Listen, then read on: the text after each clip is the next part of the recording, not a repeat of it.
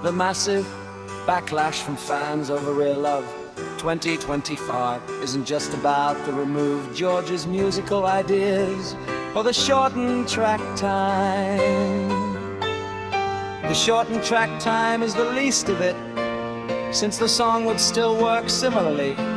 It's a great pop melody, and we'd only be losing the coda.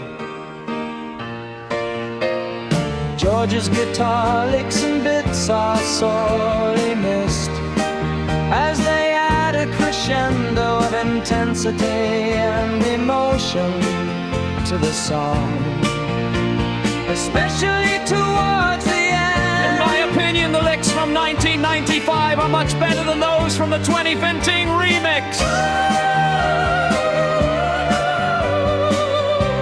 Those also made it a much more Beatles-esque song, and those arrangements were George's trademark. I think that's unforgivable. But let's think that they decided to strip away the vintage feel and lighten it up for a younger audience. Here comes the worst part.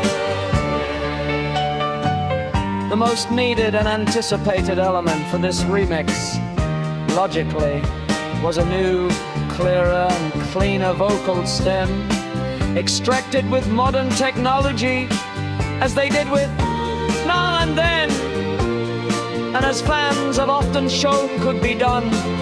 But these aspects of the remix is what they did worst. Here I listed some of the issues I consider most important. The new vocal extraction lacks many of the singing nuances that make it sound human, just losing much of the emotion and expression. Not only that, but something about the filters, effects, and the EQ used gives it a weird, very robotic and artificial sound. It doesn't sound like John at all.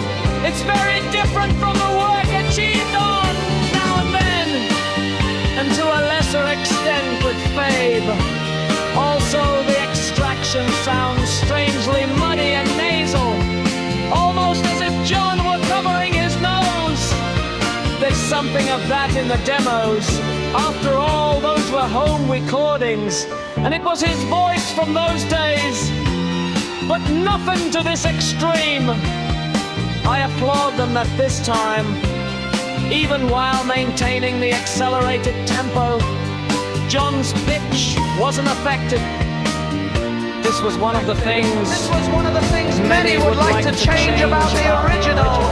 But again, the choice of filters and effects in 1999 worked, giving it an aesthetic touch like in Lucy, whereas the new ones don't help integrate the whole.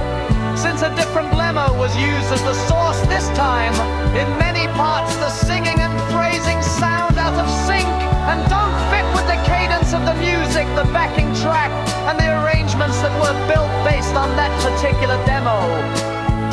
I give them kudos for their desire to make more radical changes with an alternative tempo. For us, fans and collectors, to make a new version worthwhile. However, because of this, the new vocal stem needs many more adjustments, especially regarding timing. The demo used this time has a much more weaker singing and a slightly more fatty lullaby vocal style instead of the almost gospel-like, with more sustained notes on the one used in 1999. All of which can be compared on YouTube. This doesn't help. I'm not saying it was a bad decision, but I insist it needs a lot of fine-tuning. We'll post below the link to the new demo sourced. Another detail unrelated to John's vocal stem, but still detrimental, is that the backing mental, especially in the last chorus.